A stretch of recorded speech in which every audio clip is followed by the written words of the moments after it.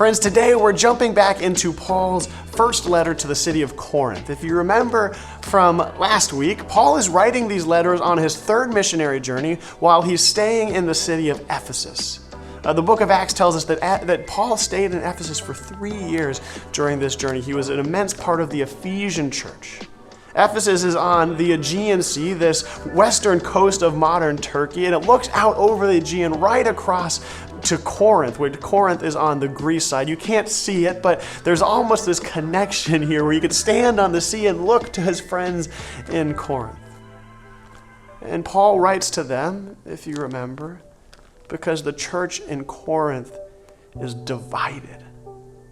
Corinth was this huge economic hub. It was this huge city in ancient Rome, and there were significant, as we see today, divisions along economic lines. There were wealthy believers who thought that they were important, and poorer believers who had it lorded over them, and these divisions started to form. And I can just imagine Paul standing on the seashore, looking out and just wishing that he could be with his friends, wishing he could be there to encourage them, to challenge them, to bring them up and help them to see how important unity is. How similar is that to today, where we can't always be with each other, but from afar, from a distance, we can still challenge each other and encourage each other and support each other. That is what Paul is doing in this letter to the church in Corinth. He is distanced, but he is so committed to ministering to them, to discipling them. Let's jump back into Paul's letter to the Corinthians.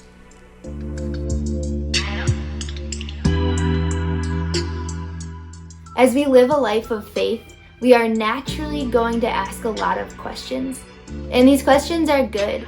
It's really good to ask questions of how do we put our faith into action? Or how do I live a life of faith?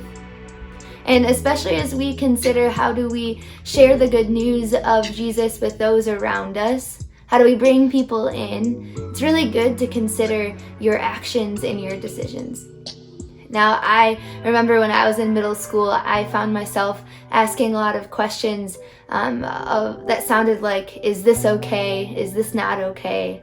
I had a lot of the where do you draw the line questions, or basically just trying to figure out what is permissible and what is not permissible. I remember one of my questions was, what constitutes as gossip? Trying to figure out what's the line there? Or questions like, is it okay to go to this social event as long as I don't do this? Or where should I draw the line in my social media engagement? You all, it is good to ask questions. The Corinthians in their time asked a lot of questions too. The letter to the Corinthians is a lot of Paul answering their questions. Now, one of their questions had to do with food. They were asking about the food laws at the time. You see, in their context, there are a lot of people, their neighbors, sacrificing animals to idols. And what that meant is that there was a lot of leftover meat.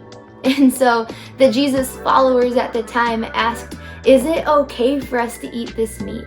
Because in theory, it's just meat and Jesus gives us freedom.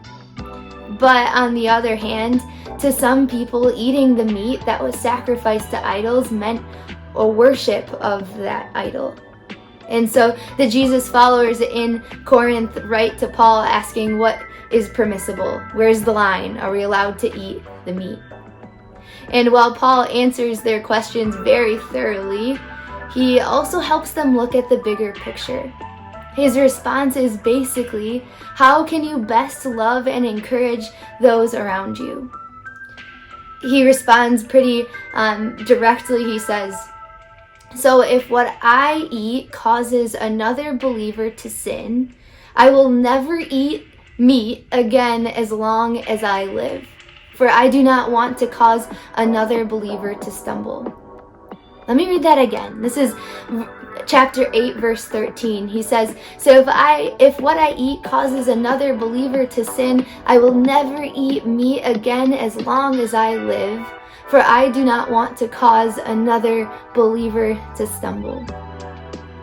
See, for Paul, it was way more important for him to portray what is true of his faith than to eat some tasty meat, even if that tasty meat was actually okay for him to eat. Does this make sense? As you naturally come across these questions of your faith, here's the key that Paul is saying and that God is telling us through Paul. He says, are you loving people? As you ask these questions, ask yourself a question in return. Are you loving others, and are you loving God with the decisions that you make? I think sometimes we overcomplicate things. But at the end of the day, with the decisions you make, are you loving others, and are you loving God with the decisions that you make? And think about it. Paul was willing to never eat meat again for the rest of his life, not simply if it caused other people confusion in their faith.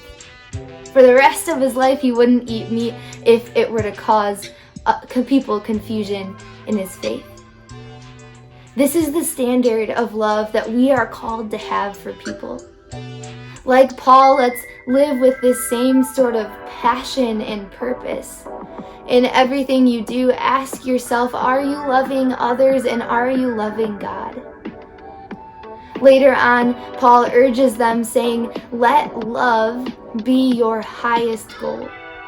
May the greatest goal in your life be to love people. And I think this goes for our inaction too. I would also ask yourself, is my standing by or my not standing up, is that non-verbally communicating an agreement? Sometimes I think our inaction speaks just as loud as our action. So here's one of the bottom lines of Paul's letter to the Corinthians. If your actions or your inactions are going to cause someone else even a twinge of confusion or a sliver of encouragement to sin, it's not worth it. Love should inform every single decision you make. Love for others should be your greatest goal. And we do all of this because Jesus loved us first. He loves us so much that he gave up absolutely everything for us. Because of him, we know what real love looks like. And that real love is both sacrificial and intentional of the needs of others.